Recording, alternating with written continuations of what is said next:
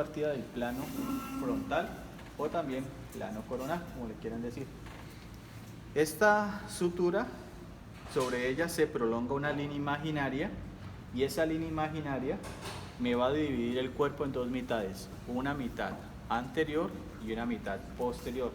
Nosotros no hablamos de adelante a atrás, aunque significa lo mismo. ¿Listo? Luego tenemos esta sutura, que es la sutura sagital, que es la que sirve como referencia para el plano sagital. Y de aquí se proyecta y divide el cuerpo en dos mitades, una mitad derecha y una mitad izquierda. Y a la altura de la quinta vértebra lumbar y la primera vértebra sacra, el E5-S1, más o menos aquí queda el ombligo. Este es el punto de referencia para el plano transverso o plano horizontal. Y divide el cuerpo en dos mitades, superior e inferior. El plano frontal te divide en anterior o posterior. También se le puede llamar ventral y dorsal. El plano sagital te divide en dos mitades, derecha e izquierda. Allí vamos a hablar en términos de lateral y medial. Medial porque se acerca a la línea media. Y en el plano transverso vamos a hablar de cefálico y caudal, por la caudequina o cola de caballo que está en la médula espinal. Esas son las tres. Y esos son términos de dirección. O sea que yo puedo tener un movimiento que va hacia adelante de atrás, o sea, antero posterior o postero anterior. Puedo tener un movimiento que sea lateromedial y puedo tener un movimiento, por ejemplo, que sea supero, inferior o cefálico o caudal. ¿Listo? Esos son los tres términos. El cuerpo humano tiene 206 huesos. Algunos textos, hoy me decían que encontraron un texto que decía que teníamos 300 algo de huesos. Bueno, yo hasta donde sé son 206 en un adulto, porque en los niños los huesos aún no se han osificado, entonces esos se pueden tomar como huesos independientes. Tenemos 206 huesos que se pueden clasificar según la forma. Entonces, tenemos huesos longitudinales, huesos largos, que son longitudinales por su forma, miren, son largos. Pueden ser largos o longos, así se le llama. Este es el fémur. Este es el húmero, mire, que es longitudinal o longilíneo. Esta es la tibia, mire que también es longitudinal. Esos son huesos largos. Tenemos huesos cortos, como los huesos de la mano. Entonces tenemos los metacarpianos y las falanges. Mire que son, a pesar que en su forma son similares a estos, su tamaño es más pequeño. Entonces son huesos cortos o breves. Tenemos huesos irregulares, básicamente los de la columna vertebral. Y la columna está conformada por 33 vértebras. Van a ser 7 cervicales, 12 torácicas, 5 lumbares, 5 sacras y 4 coxígeas en términos de vértebras.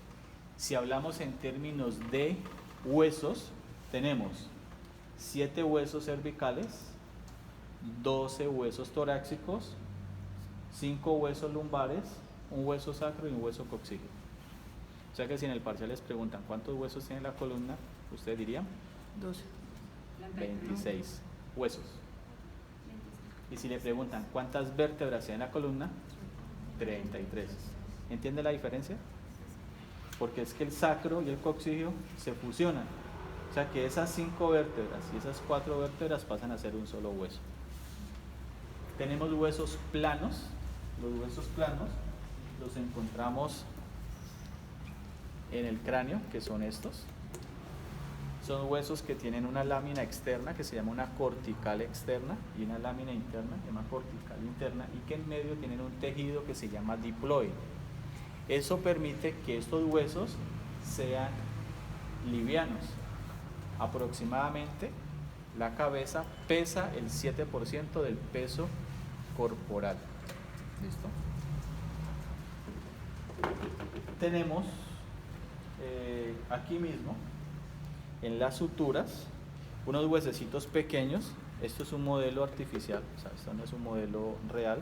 Unos huesecitos pequeños que se llaman los huesos bormianos o huesos de la sutura, son pequeños.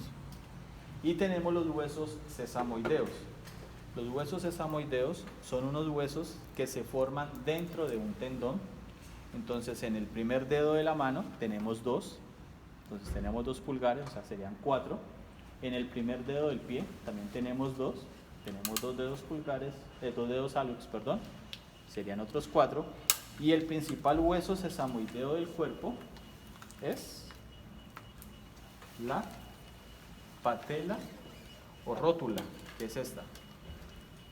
Este es el principal hueso sesamoideo. Nuestras abuelas o papás le dicen la chocosuela. ¿Listo? Entonces esta es la rótula o patela. Ese es el principal hueso sesamoideo. ¿Cuántos huesos sesamoideos tenemos? 10.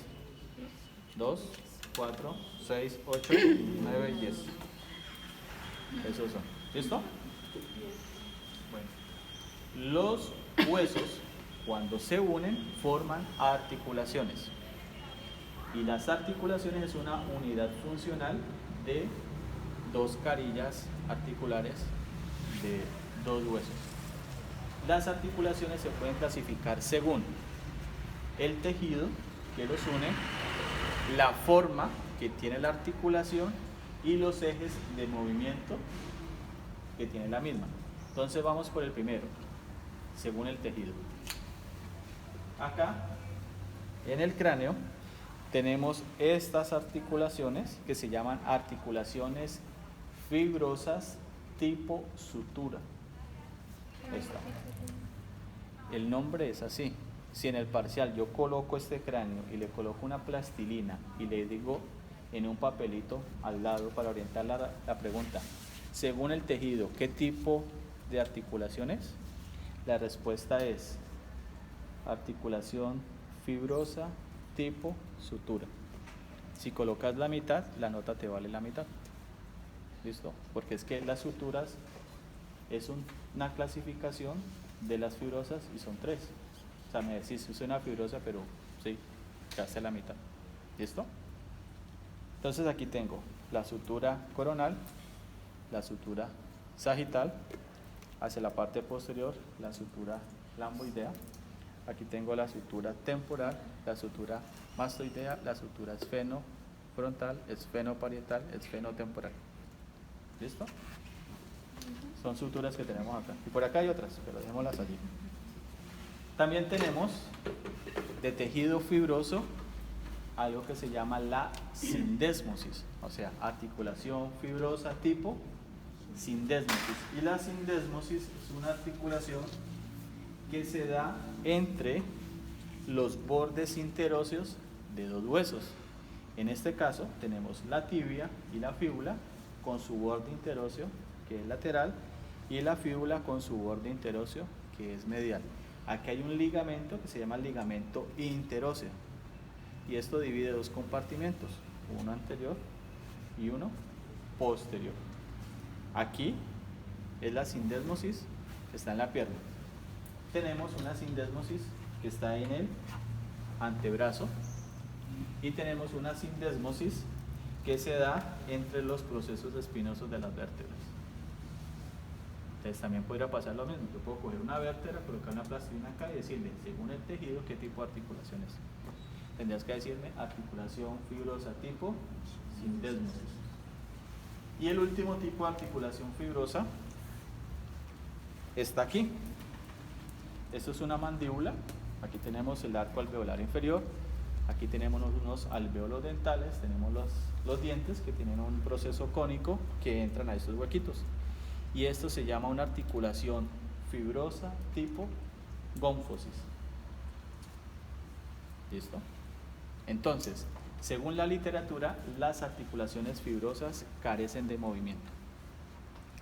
Si carecen de movimiento, alguien que me explique por qué las personas se hacen tratamientos de ortodoncia si en teoría los dientes no se mueven porque es una articulación fibrosa que carece de movimiento.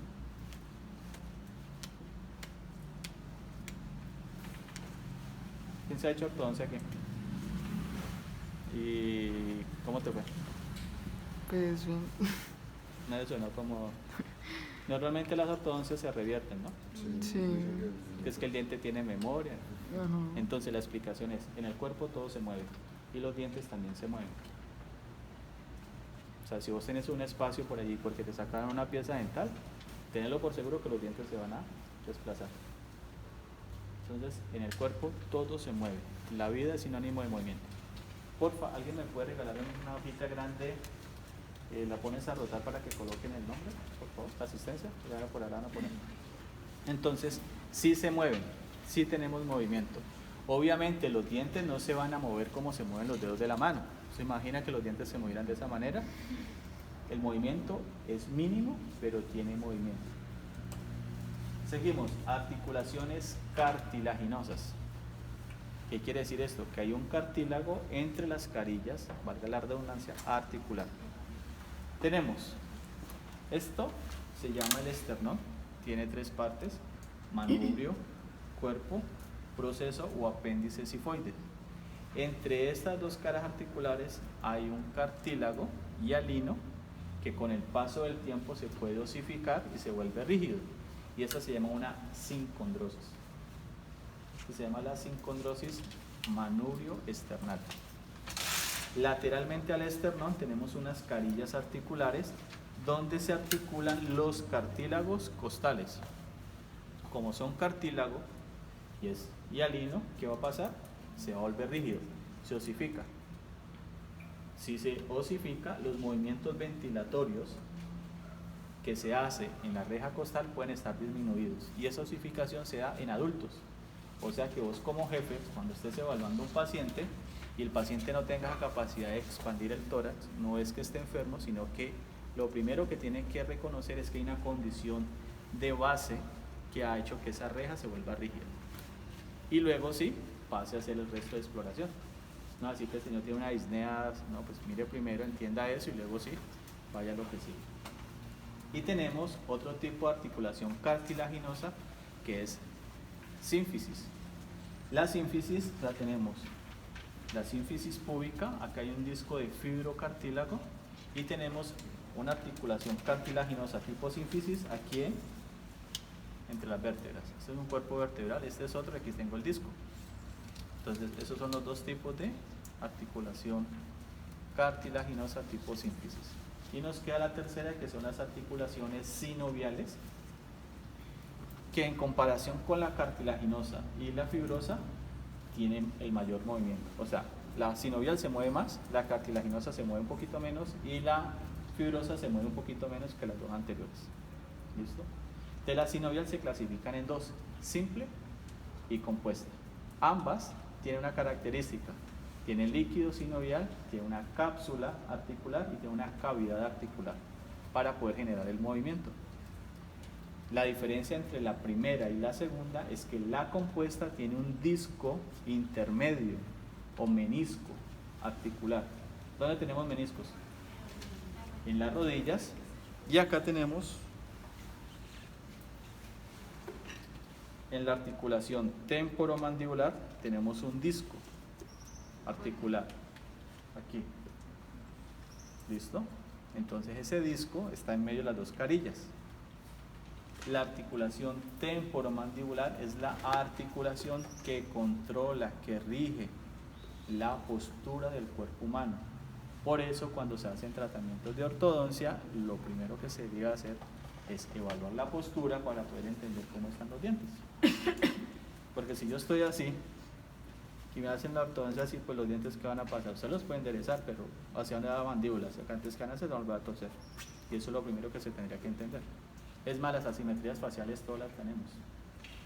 Si nos ponemos a mirar en detalle, una fosa nasal es más grande que la otra, la nariz puede estar desviada, este surco nasolabial puede estar más pronunciado, ¿no? ¿Eso qué significa? Que somos asimétricos.